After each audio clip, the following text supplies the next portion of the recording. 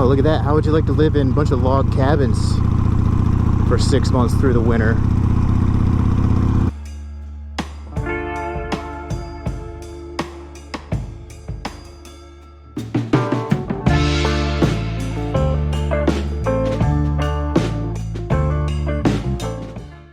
What is up, everybody? Today we have a little motorcycle history lesson planned for today. As you can see, we're entering Valley Forge, so we're going to do a little history lesson on Valley Forge today from Two Wheels. So if you're watching the video, make sure you subscribe to the Moto John channel. Hit us with a like if you like anything you've been seeing or like the video. And as always, feel free to drop a comment down below. Love getting into conversation with you guys. So today we're taking a little cruise through Valley Forge, about 18 miles outside of center city of Philly.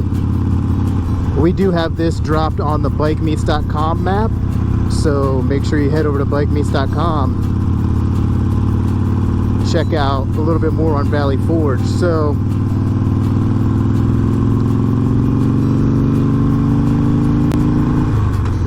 thing about Valley Forge is it played a pretty pivotal role in the American Revolutionary War, and most of my information got it from the National Park Services, so hopefully I get a lot of this right. Don't be trying to come up in here fact checking me and stuff like that.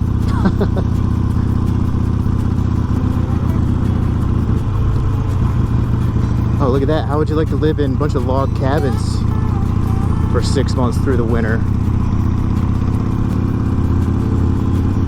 So like I said, Valley Forge played a pivotal role in the American Revolutionary War.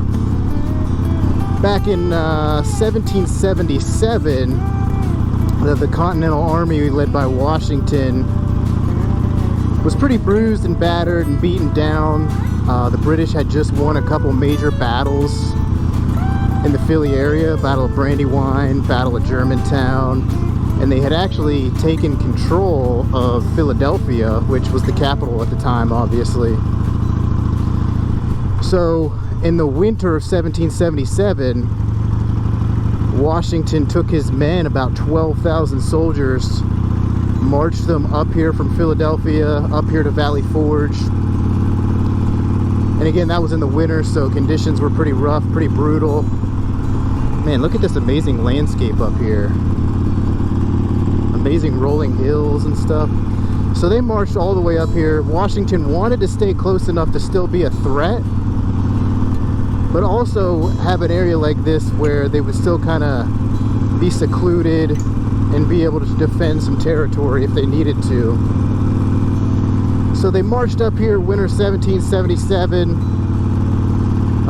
Washington became a very pivotal player at that point in time. He became very inspirational, kind of rallied the troops. They were obviously, like I said, battered and bruised. So they spent that winter up here to kind of recover, to train, to kind of reset. Washington also worked with Congress to kind of replenish a lot of the supplies and things of that nature, to kind of regroup over winter. Over here on the left is the monument. Hopefully you get a shot at that. Got a cool picture of that on Instagram. Make sure you check it out. Check us out on Instagram at the Moto John. So they spent the winter up here trying to recover, replenishing supplies and training. Like I said, Washington was such a pivotal role. He was able to work with Congress. He brought in some other leaders and generals as well. Baron von Steuben played a pretty integral role in training the soldiers up here at this time. He kind of trained them on some new tactics, some new strategies, and things of that nature, so they would kind of be able to be prepared for the next stretch of the Revolutionary War to kind of defend everything they were fighting for. So being that it was winter up here and they were going through all that training and everything, again, there was about 12,000 soldiers. Let's look at some houses over here. About 12,000 soldiers, some more family and women. Eventually that grew to about 20,000 people, they say. And as you can imagine, they say it wasn't the harshest winter, but they experienced a lot of famine and fatigue, things like the flu, typhoid, kind of ravaging through the camps and things like that.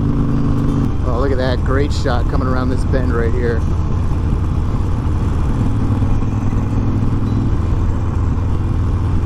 It's always great to get out and ride here. Obviously the scenery, get some open roads, just cruise nice and slow. Take in some of the history, all the hills, all that good stuff. So like I said, the accounts say that it wasn't necessarily the harshest winter, but obviously winter compounded with all those other factors, disease and shortages and things like that, made it pretty tough. But eventually the British started to move from Philadelphia up towards New York. And that was in the summer, or under the spring and summer of about 1778. So that was when Washington felt like he had his troops and everything ready to go. They had some new strategies. They were replenished on supplies and all stuff like that. So they then made that march and trek up to New York. And then obviously from there, we know the battles lasted for about another 5 years. Eventually, Continental Army coming through and winning the American Revolutionary War. I'm going to turn in here, get you guys some really good looks of some of this landscape out here.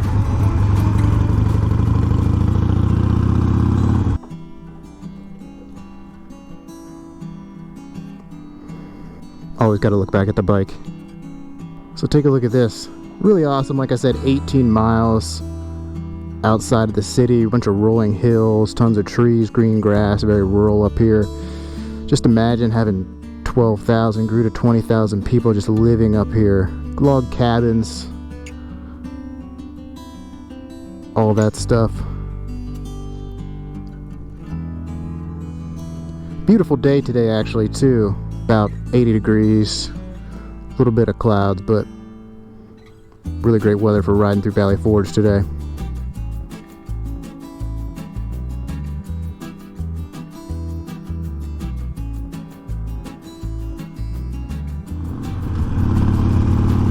Again, hope you liked all those views. Amazing stuff up here, really cool. Really cool to get out of the city, ride up here.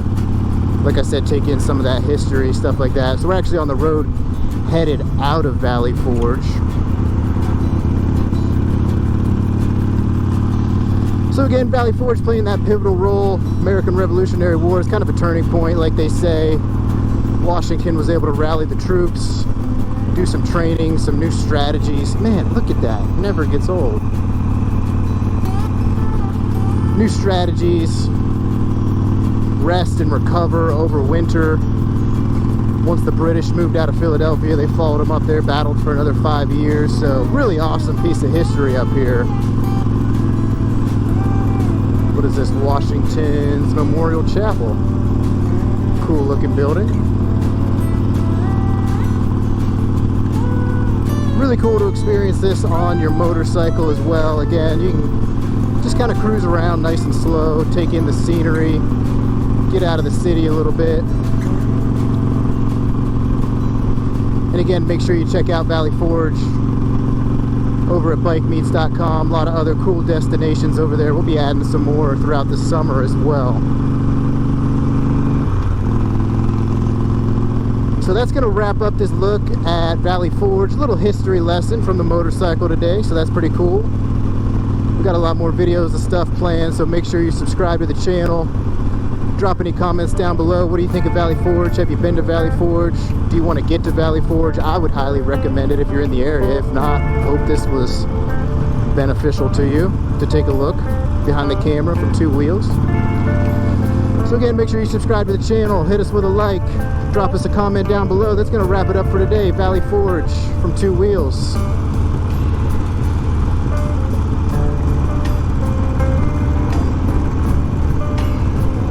As always, we'll catch you on the next one. It's the Moto John. We'll see y'all on down the road. Peace.